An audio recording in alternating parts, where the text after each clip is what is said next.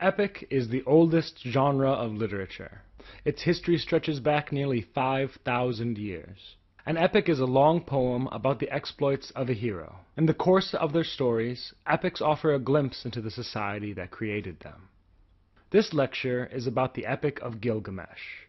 Written on clay tablets around 2750 BCE, it is the oldest surviving epic. Parts of this story survive only in later Babylonian tablets. Other parts have been lost altogether. But what remains paints a vivid picture of Sumerian culture, its cities, its heroes, and its gods. Gilgamesh is the son of the king of Uruk and the goddess Ninsun.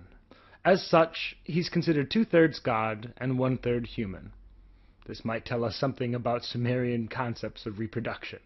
Gilgamesh is described as a handsome youth, with freshness. His entire body exudes voluptuousness. Supreme over other kings, lordly in appearance, mighty Nat, a protector of his people, a raging flood wave who destroys even walls of stone.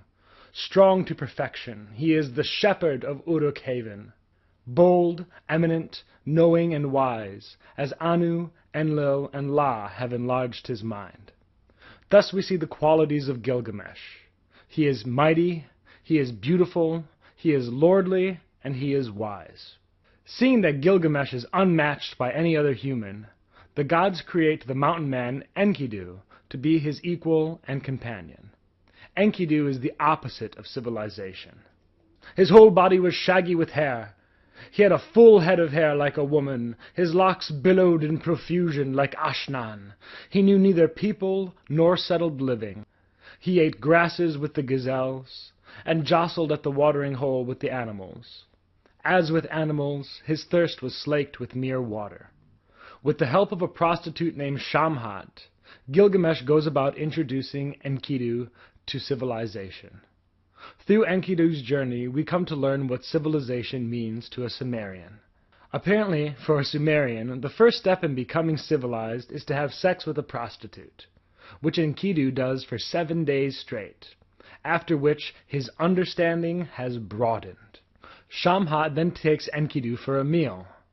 Enkidu is introduced to bread and beer, which he enjoys very much. Shamhat then washes Enkidu, rubs him with oil, and gives him clothes to wear. At last Enkidu is ready to enter civilization. Thus we see what the Sumerians believe makes a man civilized: prostitutes, beer, bread, bathing, and clothes. Shamhat then takes Enkidu to the city of Uruk. She says, "Look about, Enkidu, inside Uruk Haven, where the people show off in skirted finery, where every day is a day for some festival, where the lyre and drum play continually, where harlots stand about prettily, exuding voluptuousness. Full of laughter, and on the couch of night the sheets are spread. Behold the wall of Uruk Haven, the wall of the sacred Eanna temple, the holy sanctuary.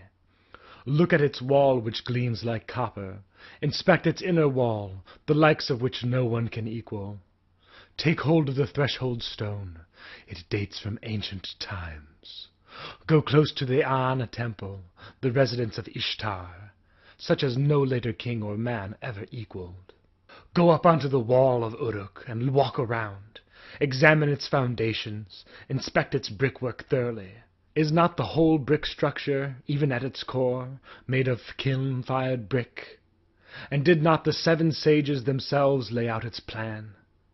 1 league city, 1 league palm gardens, 1 league lowlands, the open area of the Ishtar temple.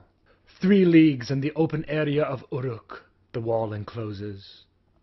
Here we see what the Sumerians believe is the height of civilization. Nice clothes, festivals, music, prostitutes again, a centrally planned city, full of beautiful ancient buildings and towering walls of baked mud brick. Shamhat brings the freshly civilized Enkidu to Gilgamesh, and the two become instant friends, and perhaps lovers. Gilgamesh repeatedly says he embraced Enkidu as a wife, suggesting that Gilgamesh prefers to swing both ways. Yet there is one step left to make Enkidu a civilized man. Gilgamesh takes Enkidu's weapons of stone and replaces them with weapons and armor of bronze. So equipped, Gilgamesh and Enkidu go on a quest to cut down the great cedar, which is guarded by a terrible monster named Humbaba. Humbaba's roar is a flood, his mouth is fire, his breath, death. With the help of the sun god Shamash, Gilgamesh and Enkidu slay Humbaba and spread his entrails over the sacred mountain. They cut down the cedar to make a door for the holy city of Nippur. On their way home, they meet Ishtar, princess of heaven, and the goddess of fertility, war, and half a dozen other things. Ishtar wants the beautiful Gilgamesh for a lover. Gilgamesh refuses her, and recounts the terrible fates of Ishtar's previous lovers. Spurned, Ishtar returns to her father Anu, the supreme sky god, and asks him to give her the bull of heaven, that it may trample Gilgamesh to pulp. Anu resists, but eventually relents, and gives Ishtar the bull. She has it attack Gilgamesh and Enkidu, who slay the bull of heaven and carry its horns home with them. The gods are furious with Gilgamesh and Enkidu for killing the bull. They must die. The goddess Ninsun and the god Shamash intercede on behalf of Gilgamesh, and the gods take out their rage on Enkidu. Enkidu dies. Gilgamesh, aware of the intercession of his mother, mourns for months that the gods took his friend, and not him. Suddenly aware of his own mortality, Gilgamesh embarks on a long and dangerous journey to find Utnapishtim, a man who was made immortal by the gods. He passes through many trials, and journeys long through impenetrable darkness, before finally coming to the banks of the Sea of Death. There he finds the ferryman, Urshanabi. Urshanabi carries Gilgamesh across the Sea of Death to Utnapishtim. Utnapishtim then recounts the tale of the flood and how he came to be immortal. We have discussed this story in a previous lecture, but it is worth noting that Utnapishtim and his family were fed on their journey through the flood by the god Shamash making bread rain from the sky, which is perhaps where the Hebrew people got the idea of manna. Gilgamesh realizes that he cannot achieve immortality as Utnapishtim did, and mourns his fate. He will return home empty-handed. Full of pity, Utnapishtim tells Gilgamesh about a sacred plant at the bottom of the sea that will revive him and renew his youth and health. Gilgamesh ties rocks to his feet, sinks to the bottom of the sea, finds and takes the plant. With his prize in hand, Gilgamesh sets off with the ferryman Urshanabi, who takes him home to Uruk. However, along the way a serpent comes and steals the magic plant. Gilgamesh is overtaken with woe, but Urshanabi comforts him.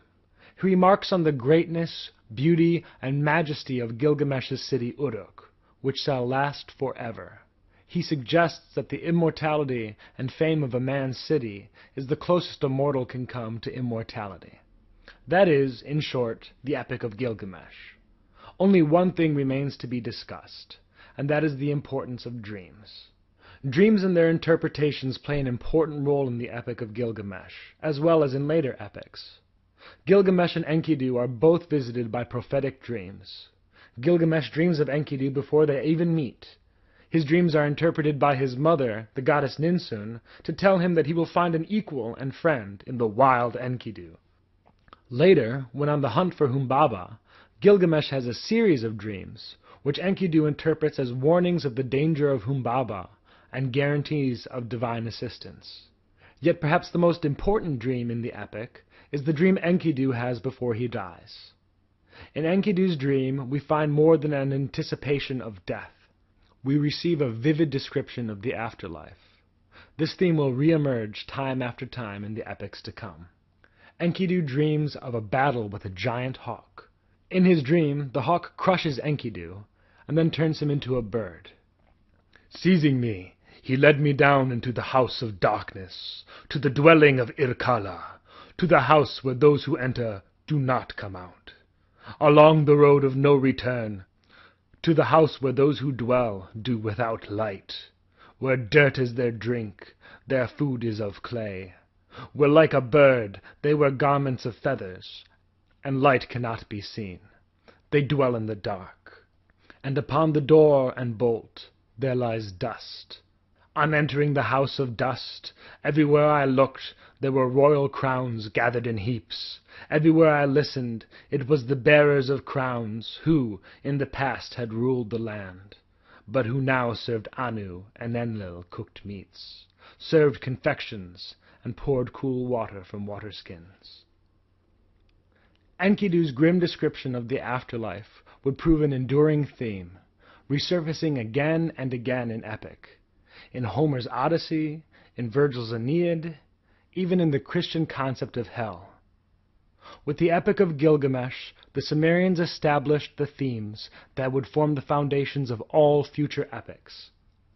Heroic deeds of demigods, long journeys through dangerous lands, confrontations with monsters, divine assistance as well as divine interference, prophetic dreams, descriptions of the afterlife, a celebration of the culture from which the epic arose, and the struggle of the individual to find immortality.